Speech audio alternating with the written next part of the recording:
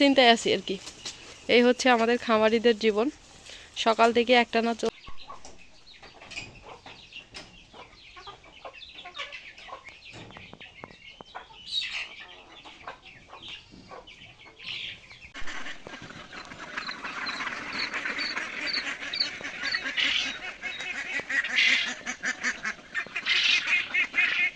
আসসালামু আলাইকুম, আপনারা দেখছেন দাহাগ্রাম এগ্রো ইউটিউব চ্যানেল। তো বন্ধুরা, সবাইকে নতুন একটি ভিডিওতে শুভেচ্ছা এবং অভিনন্দন। তো আশা করছি সবাই ভালো আছেন, সুস্থ আছেন কনকনা শীতের মধ্যেও। তো আলহামদুলিল্লাহ আমি সুস্থ আছি, বাট চিন্তায় আছি আর কি। এই হচ্ছে আমাদের খামারিদের জীবন, সকাল থেকে একটানা চলছে। সকালে ঘুম থেকে উঠে কোয়েল পাখির ঘরে কাজ করতে হয়, তারপর হচ্ছে ছাগল গরু বের করে এই যেগুলো কাজ। তো সারাদিন চলছে এইরকম কাজ।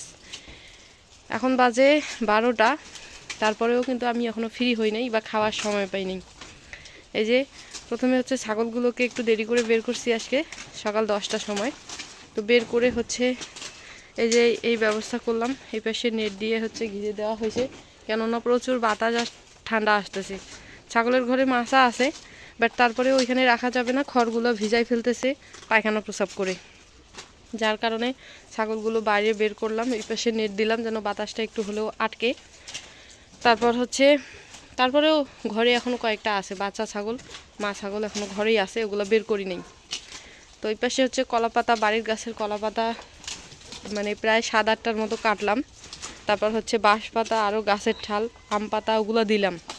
তো এগুলো খাওয়া শেষ, এখন কলা পাতাগুলো খাচ্ছে। এই যে দেখেন কলা পাতাগুলো খাচ্ছে। এগুলো খাওয়া হইলেই আমি কিন্তু গরম পানি করে খাওয়াবো। ওই যে পাতাগুলো, এগুলো খাওয়া শেষ। ঘাস নাই, পাতার উপর চলতেছে। মানে দিনে একবার আমি ঘাস দেই, ওটা সংগ্রহ করা ঘাস দিনে একবার খায়।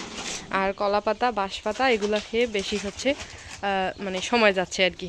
বেঁধে রাখার মতো বা মুক্তচারণের জন্য কোনো ব্যবস্থা নাই বর্তমান। তো এই হচ্ছে ছাগলের অবস্থা।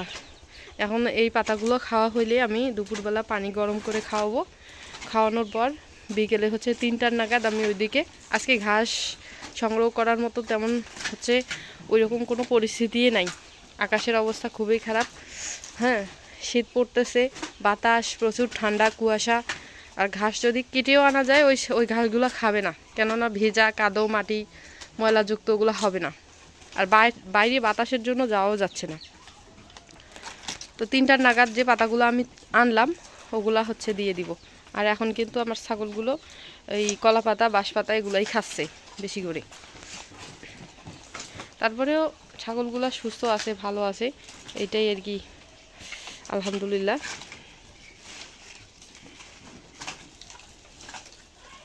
তো চলেন একটু দেখাই যে আমি দুপুরের পর অর্থাৎ বিকালে ছাগলগুলোর জন্য কি ব্যবস্থা করে রাখলাম। তো এই যে এই পাতাগুলো দেখতে পাচ্ছেন, এই পাতাগুলো আমি এখন বিকেলবেলা খাওয়াবো আমার ছাগলগুলোকে। এগুলো হচ্ছে মাখলা বাঁশের পাতা, আর এগুলো আমাদের নিজস্ব বাঁশের। তো আমাদের বাসাটা হচ্ছে একটু বাড়ি থেকে দূরে, ওই জায়গা থেকে আমরা হচ্ছে এগুলা কেটে কেটে নিয়ে আসলাম। আর এই পাতাগুলো হচ্ছে নরম অনেকটা, ছাগল কিন্তু অনেক সুন্দরভাবেই খায়, খাইতে কোনো সমস্যা হয় না। আর খাওয়ানোর পর কোনো সাইড এফেক্টও নাই। আমরা কিন্তু ছোটোর থেকে হচ্ছে এই বাঁশ পাতা খাওয়াই ছাগলগুলোকে, কোনো রকম সমস্যা হয় না। তো এখানে অনেকগুলো পাতা আছে দেখেন, প্রায় 15-20 মিনিট ধরে আমরা এগুলো কাটছি নাওনি। তো কেটে কেটে আনলাম। এখন হচ্ছে এই পাতাগুলো আমরা দুপুরের পরে 2:30 থেকে 3টার দিকে দিয়ে দিব, বিকেল পর্যন্ত খাবে। তারপর ছাগল আমরা ঘরে তুলে রাখবো। পানি তো দিব, পানি তো দেওয়া লাগবে অবশ্যই।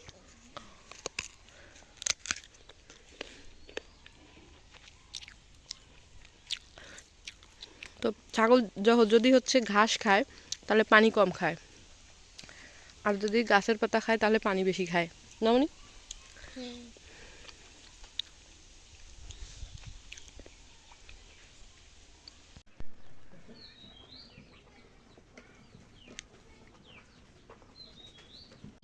বর্তমান শীতকাল চলতেছে, আর এবার হচ্ছে একটু বেশি ঠান্ডা, এই জন্য পাখিগুলোর একটু যত্ন পরিচর্যা বেশি করে নিতে হবে। আর আমি এদিকে হচ্ছে সন্ধ্যা থেকে, অর্থাৎ সন্ধ্যার একটু আগের থেকে, এবং হচ্ছে এদিকে সকাল 10টা পর্যন্ত আমি গরম লাইটের ব্যবস্থা রাখছি এই পাখিগুলার এখানে। হ্যাঁ, 100 ওয়াটের একটা লাইট দিছি মাঝখানে, এতেই আর কি অনেকটা কাজ করতেছে।